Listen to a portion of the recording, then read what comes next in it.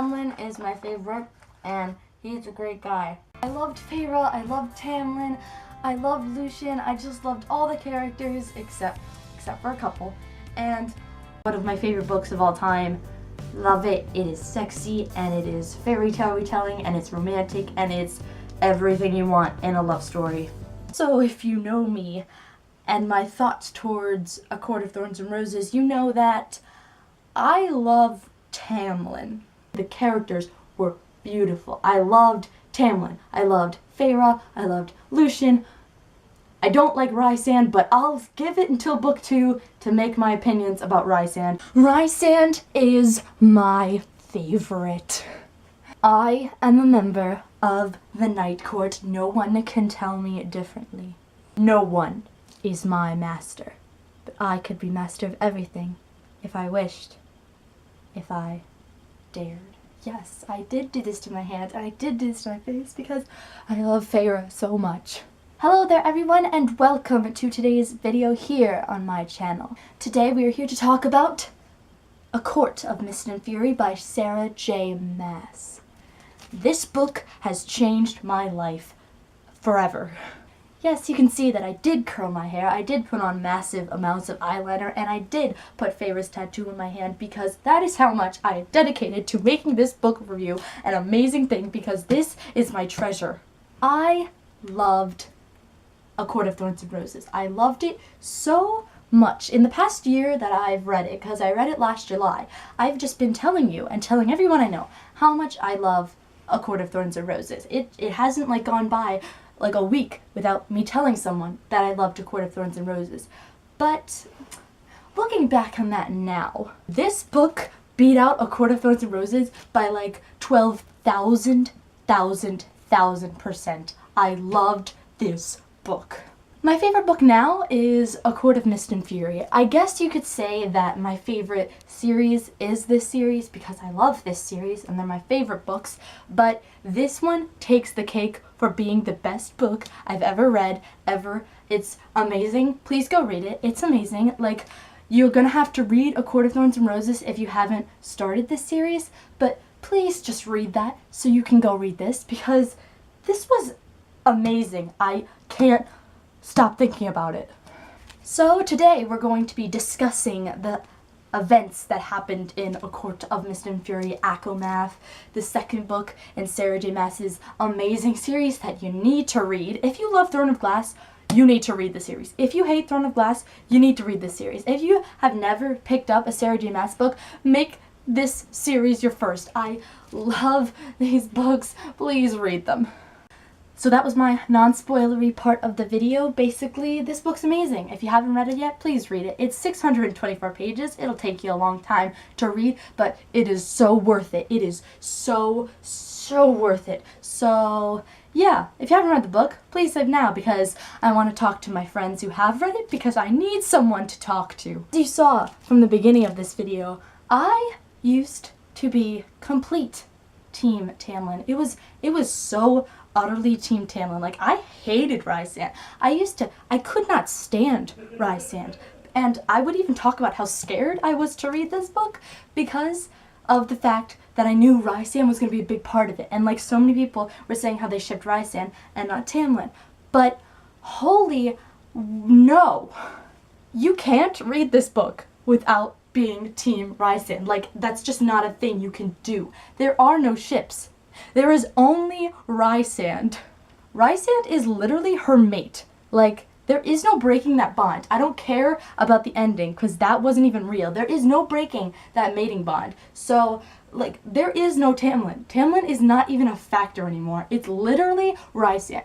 Sarah J. Maas on Tumblr said that Faysand is endgame. So, to all those little people out there reading A Court of Thorns and Roses and shipping Tamlin, they don't even know. They don't even know anything. Right, so I just started talking about like the end of the book, but I'm gonna go through probably like every single scene because I love this book so much. So let's get into that. So now I gotta get my notes out because I took notes on this book. I don't take notes on books I read. Like, this is the first one I've taken notes on. Usually I just remember everything, but there was so much that happened that I wanted to remember, so I took notes. So we're gonna get into the notes. So we're gonna start on how my whole thing with the ship happened. Like I said, I was Team Tamlin pretty strongly, and Sarah J. Maas wrote this book in the point of view of Feyre. So you see only from Feyre's side. And from Feyre's side, Tamlin is quite possibly like one of the worst choices ever. I definitely think that Sarah J. Maas planned this book so that everyone would hate Tamlin, and I totally can see how that happened. From the very beginning, you can see how Tamlin's just marked out to be the bad guy. He's locking her in the house, and he's not giving her any rights, and he doesn't let her do anything, and it's like, who are you? I remember first reading this, and when I was first reading it, I wanted to stay loyal to Tamlin. I wanted to break everyone and say, no, I'm staying loyal to Tamlin this whole time. But, oh my gosh, Tamlin, what were you thinking?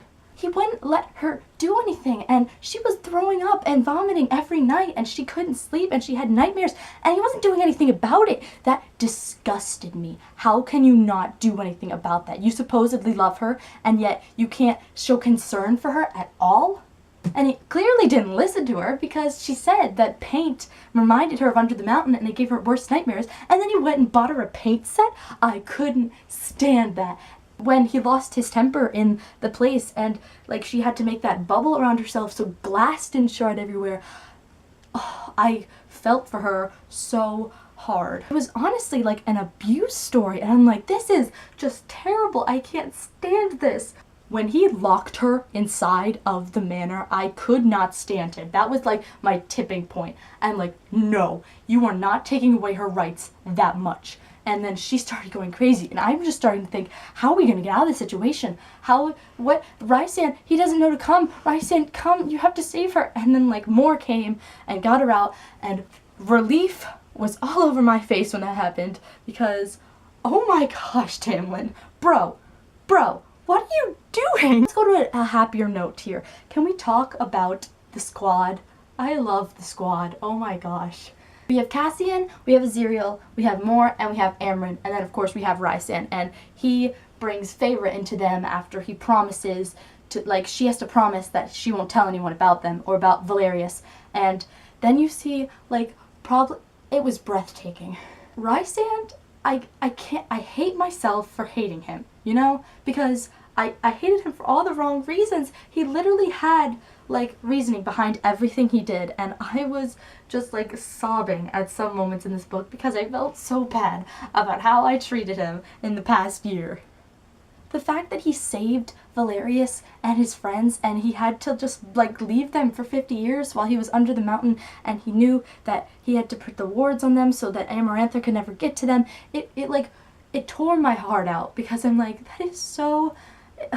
He sacrificed everything for the people he loved, and I'm like, that's amazing. And he slowly, you start to switch, and it was like that for me, and it didn't fully switch until I think it was when he showed her Valerius that it like fully switched, because that was just amazing. I could imagine it so perfectly. It was like the seaside town and all these cute little privately owned shops and theaters, and it was just so great, and she was finally somewhere that she felt like it was home, and I felt for her so much, and it made me start to cry actually, because she just finally felt at home and like felt like she had a real family, because she's never had one for real before. She's had her normal family who never liked her, like her mother hated her, and her sisters spent their lives like making her hunt for them, and it was like, that was terrible. And then she went to Tamlin and Lucien, who were good for a certain amount of time, but then once they got free of the curse, they just became like the worst people on earth. But now she actually has a family, and like she made friends, and it was so great. Probably like my favorite part about just all of them is they're so snarky, and like they tell jokes amongst each other, and they fight each other, but it's for fun, but they protect each other, and they guard one another, and they know that whatever, they're going to stay loyal to Rysand, and they're going to stay loyal to each other.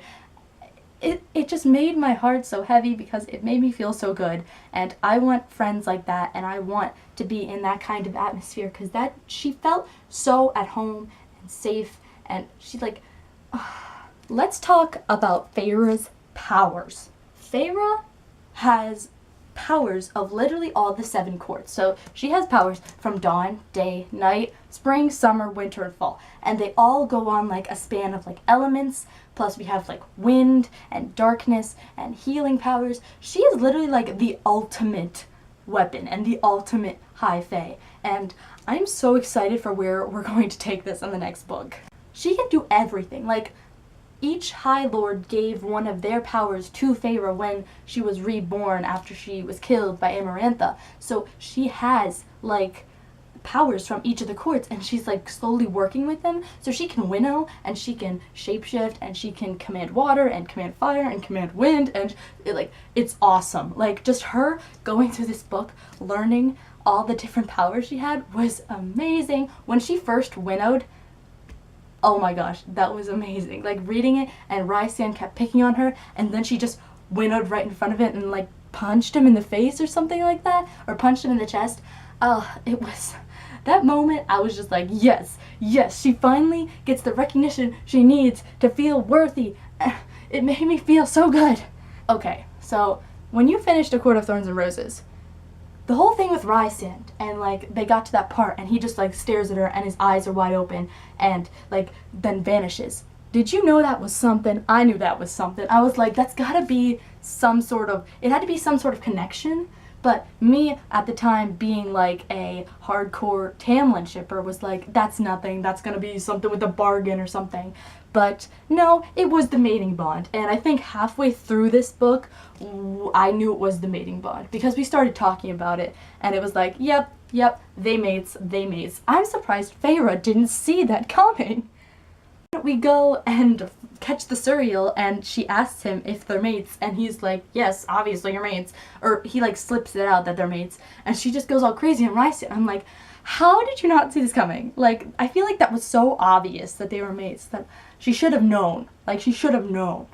I do feel that if it was me in that situation, I would have done the exact same thing that she did to Rhysand, because, bro, you should have told her. Because she was falling in love with you, and she felt bad at herself for falling in love with you. But you were mates, so you're supposed to fall in love, so that made sense. I loved the letters, like, they wrote on little pieces of paper to each other, and then they'd place it, and it would disappear, and they would go to Rhysand or back to Feyre. That was just so good. The whole time they're, like, making, like, innuendos and, like, talking sexually to each other, and it's like, wait, what? Like, how can you not be in love with him? No.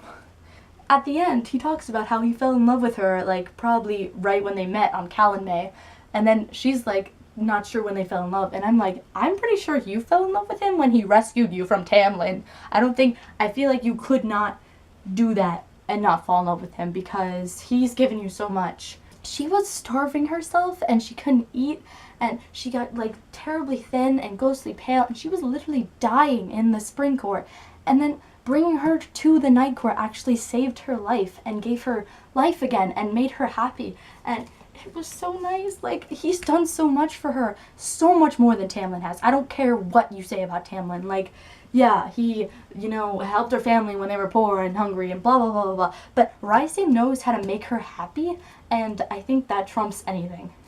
Real quick, we're going to talk about the fan art for these characters. Like, okay, I've become obsessed with the fan art for this book. Like, it's crazy. Just all the couples have fan art. I'll like link the Tumblr post to my favorite of all the fan arts, but there's so much. So if you want to see fan art, go on Twitter and just type in like Aquamath fan art. Some of it is so good. Like, I can't get over how good this fan art is. I have so many pictures on my phone just saved that is just Feyre and Rhysand fan art, because it makes me so happy. Yeah. It's now my wallpaper on my iPhone. Yeah. Let's real quick just talk about, like, the ships. So we obviously have Rhysand and Feyre. That one's obvious because they're endgame. Tamlin, no. Then we have Mor and Aziriel. Now there's this whole thing between Mor and Aziriel and Mor and Cassian because of when she was trying to get away from her father and she slept with Cassian. But then she's never slept with any one of Rhysand's friends since then.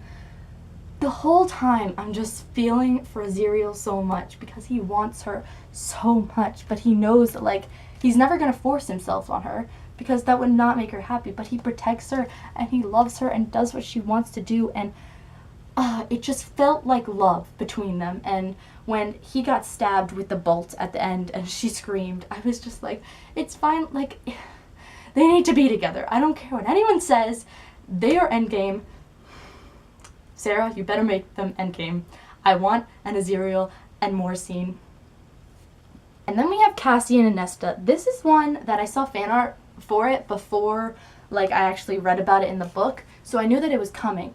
And like I'm in between on this one. Like I ship it because I think Cassian and Nesta actually like go well together, but I don't know how that's gonna work because Nesta is so against fairies, and Cassian just basically like promises to protect her and stuff like that, but they're not mates or anything. So it's just more of like a protection friendship. So I don't want to say it's gonna be a romance because I feel like Cassian even like denied it when Feyre brought it up. So I don't know where I'm sitting on that, but I think they're cute together, so I think it would work.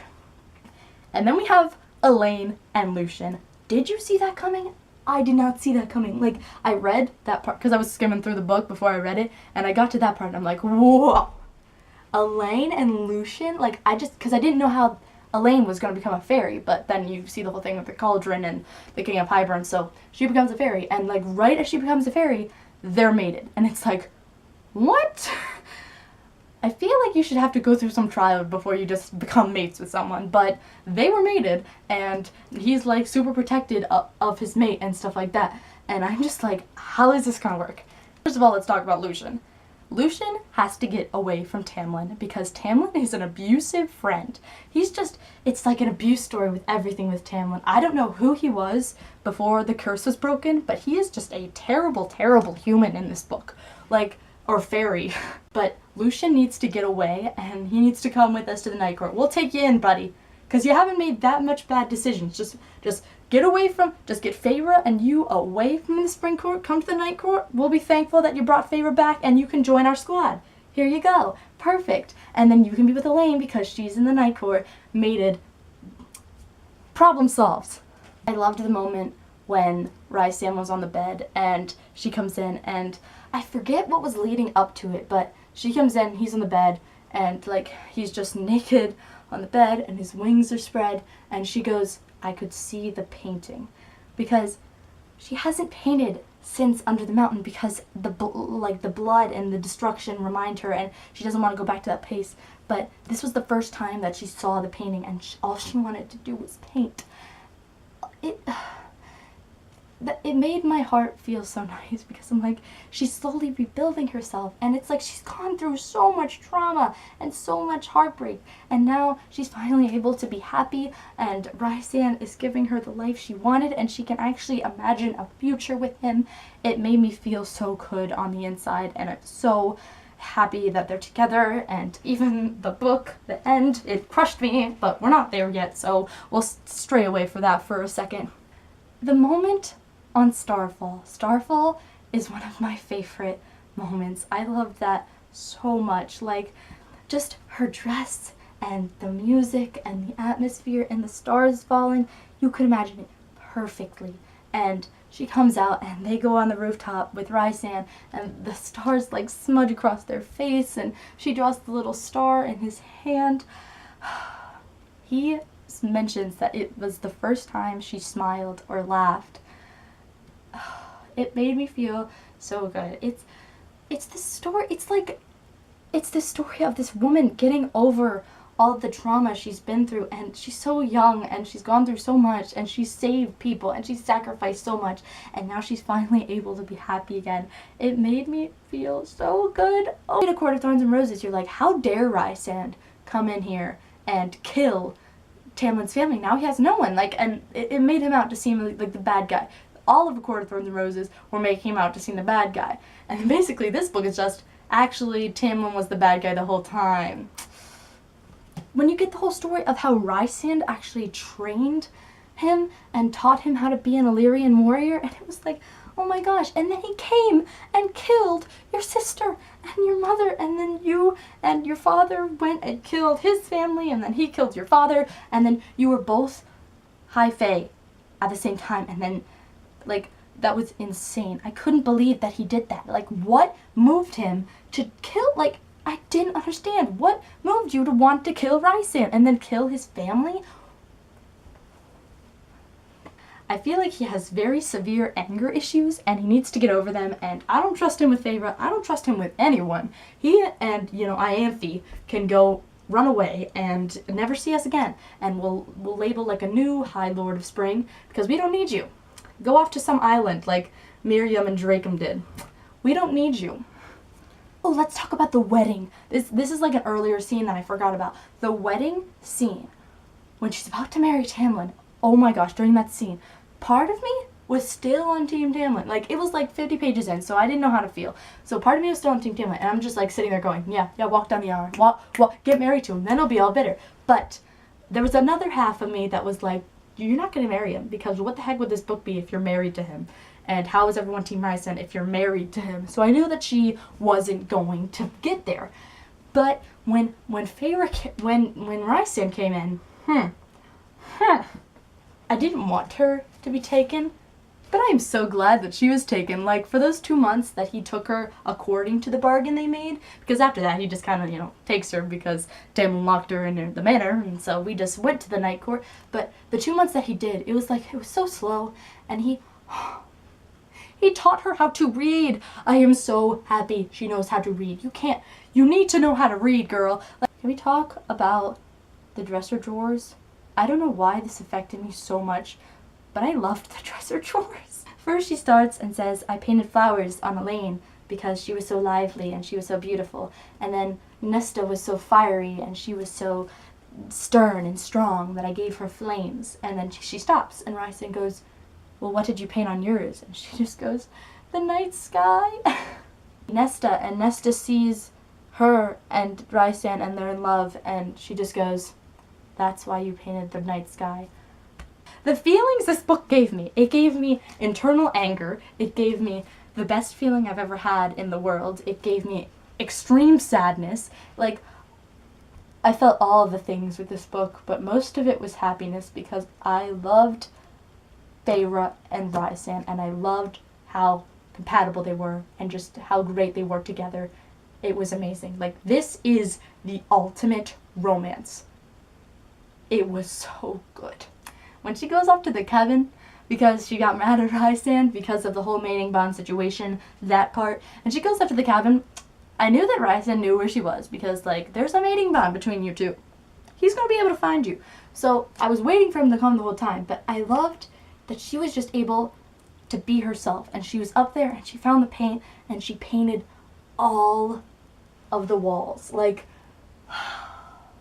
more comes in, more goes. Every square space was covered in paint, and she gave accents to all the characters. Like, she drew Moore's hair, and she drew the Illyrian wings, and she drew the eyes. And then when Rhysand comes up and he sees and he goes, you drew us, it's like, she's accepting you. Because everyone was talking about chapter 55 and all that stuff, but like,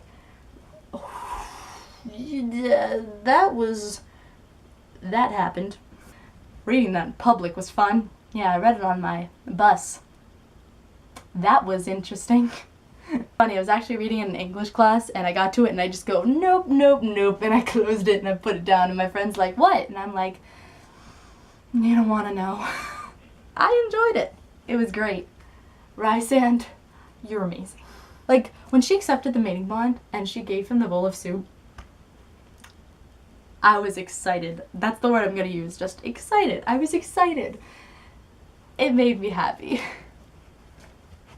But when we're off training with Rhysand and we're wintering through, bro, Lucien came up. And like I said, Lucien, you're in an abusive relationship. I don't feel bad for you, but you need to, like, get out of that relationship and come join us. We'll take you in, bro, I swear. But, like, that was crazy. Like, you are her friend. You are her friend. You need to be her friend. You can't take her back to Tamlin. I don't care about your loyalty to him, because he's nuts. You even said so yourself. You're like, he's not the same since you left and he's going a little crazy. you need to realize that giving Feyre back to Tamlin is a terrible idea. I feel like he should have stopped Tamlin. But then I also am like, he has no control because he tried to stop Tamlin from locking Feyre up and he had no say in the matter. So I'm in between on Lucien, but I think he can redeem himself. I think he's going to join us. He has to. He's got to get away from Tamlin. He's got to. The part where he admits that he sent the music into her cage when she was under the mountain. Amazing. Like, that made me so happy. He knows how to love her because they are mates. He's known that for so long. He had images of her from the very beginning. It makes me so happy. All the courts are different. We get to go, so we've been to spring, we went to summer, and we went to night. We haven't really explored day, dawn, winter, or fall. We just kind of like hear about them and hear about the power she got from them. I wonder if we'll ever explore them. I feel like we can't get to all of them in the next book. We'll probably get to like at least 2 more or something. But so far the night court's my favorite. The spring court is, I don't know how I feel about the spring court anymore just because it gives me bad memories, the spring court. But then I think back to A Court of Thorns and Roses, but I just feel like all the thoughts I had in A Court of Thorns and Roses were like fake because of Tamlin. So I can't think about those. So I don't know how I feel about the spring court. The summer court interests me because I don't really like heat, so I don't know if I would thrive there, but I liked Tarquin. I feel like he was easy to connect to. I didn't like the whole like weird relationship that was happening because I was shipping Feyre with Lucien so much, so I don't know how I felt about that, but I thought he was a nice guy. He wants to see change happen, and he wanted an alliance so much, but then we had to go and rob him, so I'm really sorry, bro. I hope we'll forgive you later and you'll forgive us, but yeah. But then we have the night court. I love the night court. Like, it's just amazing. Like, it's just like galaxies and rainbows and black and everything is so cool. Not the court of nightmares. Don't want to be there. But, you know, the court of dreams or Valerius, would love to be there. It sounds so great. And just like all the holidays they have and all their outfits. I tried to match a little bit. Like, I have like sheer dark and has like beads on it. I tried to be in the spirit of night court wear because I love the night court so much. I think I've covered everything I wanted to say except for the ending. Let's talk about that ending. The whole time we're planning to get the Book of Breathings together so we can go into the King of Hybern's palace and nullify the cauldron so we can't do all these terrible things because there's going to be a war anyway, but you know, we want to make it a less harsh war. The deal that Tamlin made. Bro, I don't know who you are, but you just made like the worst decision of your entire life. You gave up. You just sacrificed literally like the entire world of Prithian's whole people and everyone there and everything they love because you wanted this girl back who don't love you no more. If she loved you, she would have come back. She didn't come back. She sent you a letter saying, bro, I'm never coming back. You locked me in your manor. But, you know, I'm just gonna give up everything because, you know, he's just tricking her. She still loves me. I couldn't believe him. When he came out into that throne room, I literally, through this book, had to stand up on my bed and just be like, no, I could not breathe. I was like, I can't believe this. Lucien, how could you let him do that? Oh my god, he's nuts. Like, he's past the point of no return. From there, it was like crazy. He tried to reach her and she kept stepping back, and Rysand couldn't do anything because the powers were nullified, and I'm like, holy, they don't have powers.